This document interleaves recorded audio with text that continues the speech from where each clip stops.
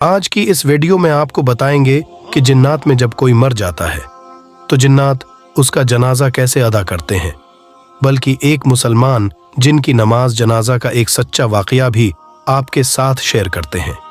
इस वाकया को सुनकर न सिर्फ हैरत होगी बल्कि हमारा ईमान भी बढ़ जाएगा।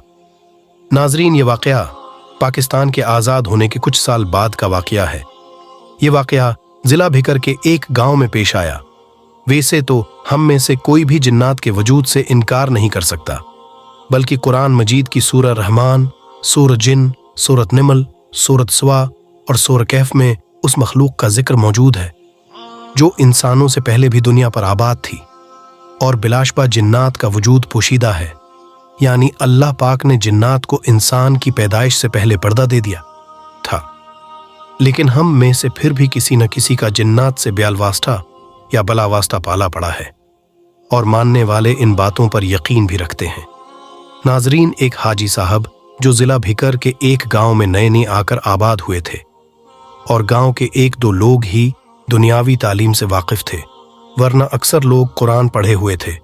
लेकिन हाजी साहब के पास दीन का बहुत इल्म था और यही वजह थी कि गांव के अक्सर लोग दीनी मामलात में हाजी साहब के इल्म से मुस्तफीद होते। बल्कि हाजी साहब को मस्जिद का इमाम भी मुकर्रर कर दिया गया था और जब भी मुमकिन होता तो गांव वाले हाजी साहब से अंबिया कराम के वाक़यात और किस्से सुनते थे और गांव वाले अपने बच्चों को कुरान की तालीम के साथ साथ दीनी इस्लाह के लिए भी उन्हें मस्जिद में इमाम साहब के पास भेजा करते। गांव के बीच एक पुराना दरख्त था जिसके आसपास सब्जा और हरियाली थी, जहां गांव के मर्द हजरात अपने माल मुईशी यहां छोड़कर पुराने दरख्त के पास बैठ जाया करते थे। इमाम साहब भी बकरियां चराते वहां जाते और दीन की बातें करते। उन्हें अपने इल्म और आगाही का जरा बराबर भी गुरूर नहीं था, इसलिए सभी लोग उन्हें जनाजा पढ़ने के लिए बला तकल्लुफ बलवा लेते और वो चले भी जाते, उसके लिए चाहे उन्हें किसी दूर के गांव में भी जाना पड़ता।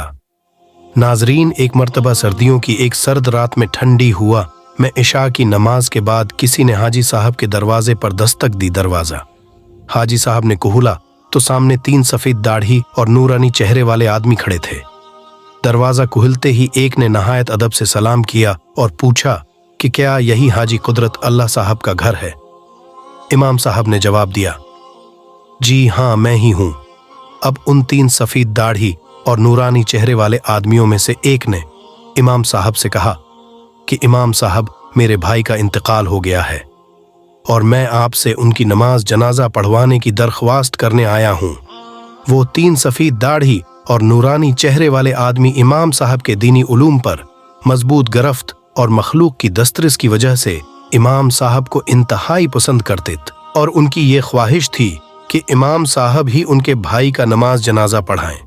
इसीलिए ये 3 सफेद दाढ़ी और नूरानी चेहरे वाले इमाम साहब के पास हाजिर हुए हैं और कहने लगे कि मैयत तैयार है, सब सफ़े बांधे आपके इंतजार में है, बराए मेहरबानी हमारे साथ चलिए। हाजी साहब ने पूछा कि क्या मैं उनको जानता हूं या वो मुझसे मिल चुके हैं। अब उनमें से एक आदमी ने जवाब दिया कि मेरे भाई आपको आपके पुराने घर में अक्सर सुना करते थे, तभी वो आपसे इतनी अकीदत रखते थे। हाजी साहब उनकी ये बात सुनकर और उनकी हरकत और सकनात देखकर कुछ अजीब और गैर मामूली महसूस कर रहे थे। उनमें एक आदमी बिना पल के झपकाए हाजी साहब को देखकर उनसे गुफ्तगू कर रहा था और बाकी 2 खामोश खड़े होकर उन्हें देख रहे थे। हाजी साहब के लिए रात का जनाजा कोई नई बात नहीं थी, इसीलिए उन्होंने उन आदमियों से कहा कि आप रखें, मैं अपना लिबास तब्दील करके आता हूं। हाजी साहब के लौटने पर वो हाजी साहब के आगे आगे चलने लगे और चलते चलते गांव की हुदूद से बाहर निकल आए। उनकी हैरत इंगेज रफ्तार के साथ हाजी साहब को उनके साथ चलने में काफी दुश्वारी हो रही थी। गांव से काफी दूर एक सुनसान घाटी की तरफ जाते हुए हाजी साहब को घबराहट होने लगी और उन्होंने उन तीनों को मुखातिब करते हुए कहा कि शायद आप इस गांव के रास्ते से वाकिफ नहीं, मुझे बताएं कि कहाँ जाना है, शायद मैं आपकी कुछ मदद कर सकूं, क्योंकि उस रास्ते पर तो सिर्फ एक सुनसान घाटी है। पहले वाला अचानक बोला कि ए आदिम जात दुरो नहीं, हम बिल्कुल सही सिमत जा रहे हैं। उसकी बात सुनकर हाजी साहब डरार गए। हाजी साहब जहन में कड़ियां मिलाने लगे कि आदमजाद कहने का मतलब क्या था। वो मेरे पुराने घर से मुझे कैसे जानता था। अभी हाजी साहब ये सोच ही रहे थे कि पहला शख्स पलटा और कहने लगा कि देखे मेरे भाई की ख्वाहिश थी।